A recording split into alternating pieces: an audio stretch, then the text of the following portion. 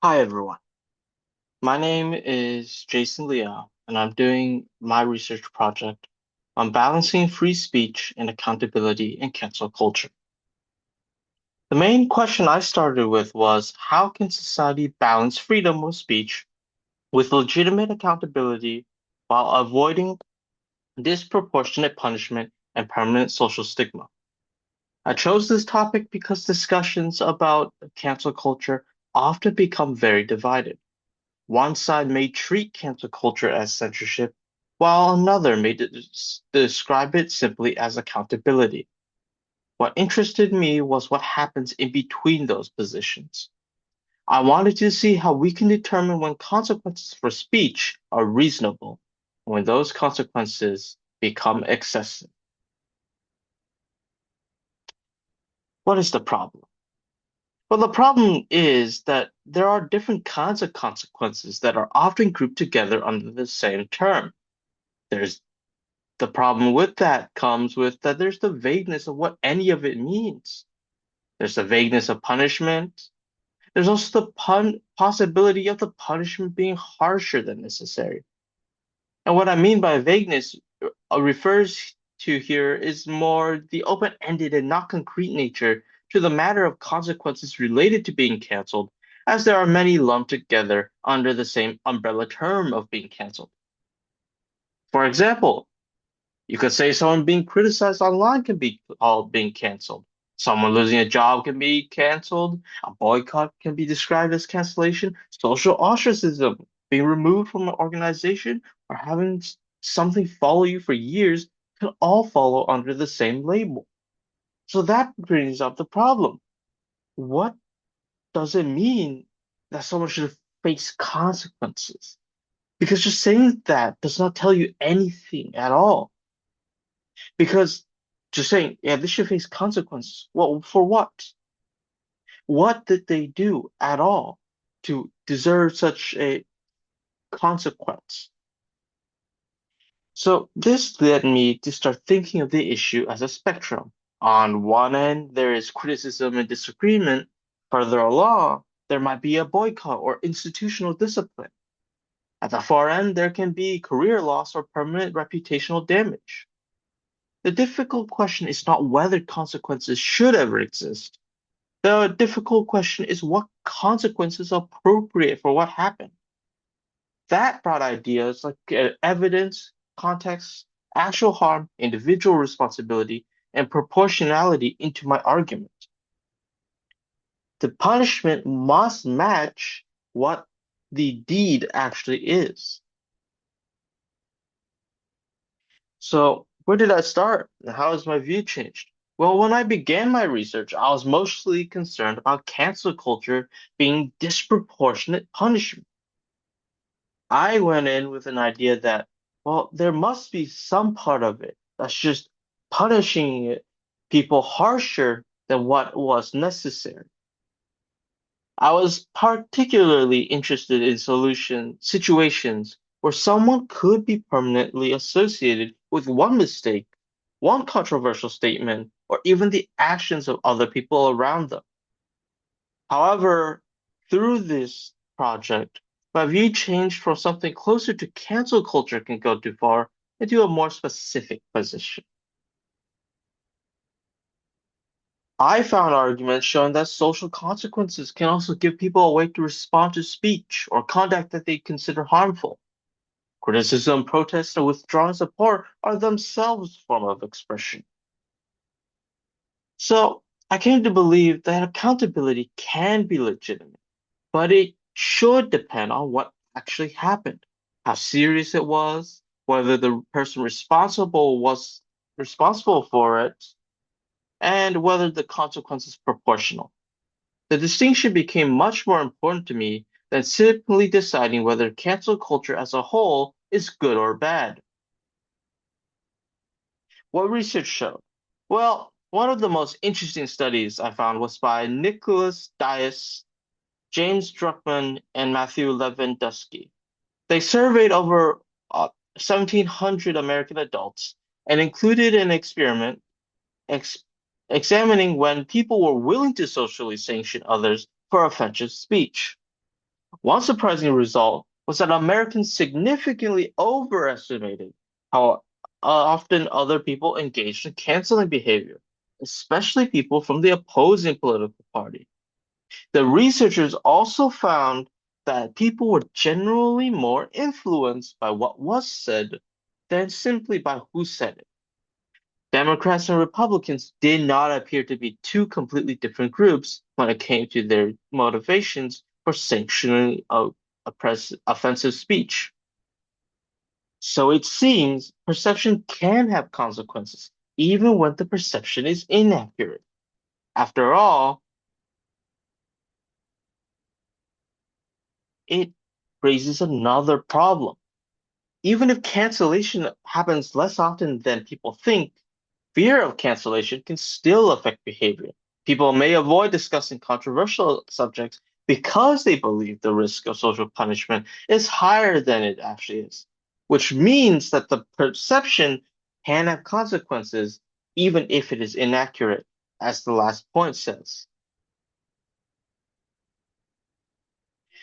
When is accountability justified? Well, I'd say it is incorrect to say accountability such as how we think the word means in its usual manner.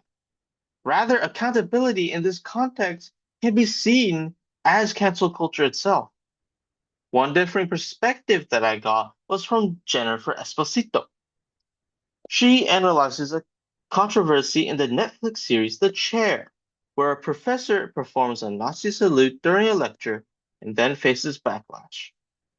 She argues that the consequences can be justified because context matters. Her argument is not simply that controversial speech should always be punished. Instead, she considers what the professor did, whether it had a legitimate educational purpose, how it affected the people around him, how he responded afterward. Now, in her writing, she talks about how the professor did not apologize. He simply continued to argue his point, and he made a fuss about being silenced. Her point was that it didn't all that matter that he performed a Nazi salute, as long as he had a legitimate educational purpose, that it affected the people around him, and how he responded afterward. If it had a legitimate educational purpose, like how he could be doing an experiment to see if someone with power did it, would you follow them? She says that that would be understandable. He is doing an educational thing to show them how humans may go through something that is, we think is abhorrent at the right circumstances. But since he did not do it and he simply just performed a Nazi salute, that was not acceptable. A second differing view that I heard was from Thomas Healy, and that is, do you have a right to be heard? Now, most times people will hear this statement and react badly. Well, not perhaps badly, but definitely negatively. They say, of course I do. It's the kind thing to do after all. I have a right to be heard. It's my right. But really, we must all ask ourselves honestly, why do I get the right to tell others they must listen to me? Why should they listen to me? Why should they take the time to listen to me? Thomas says that instead of only asking whether someone has a right to speak, he asks whether people have an obligation to listen. He thinks that good faith listening is important because free speech is supposed to support things like truth seeking and democratic expression and discussion. But he also says this obligation has limits. Having the freedom to speak does not mean that someone else must continually listen to you, debate you, or provide you with an audience. This distinction helped me because sometimes refusing to listen is described as censorship. But there's a difference between preventing someone from speaking and choosing not to participate in their conversation. For example, walking away from a speech or blocking someone online may be a rejection of the speaker, but the speaker has not necessarily lost the ability to express the idea. This makes the definition of free speech in this debate much more complicated than I originally expected. So, what surprised me, and where did my thesis end up? Well, probably the biggest surprise in my research was how much the debate depends on perception and terminology. I was surprised by how difficult it is to draw a clean line between free speech and accountability because both sides can be exercising forms of expression. This intersection makes the entire situation that much more difficult to put to words and find one singular point. This all caused my thesis to change. After all, it wasn't a question anymore.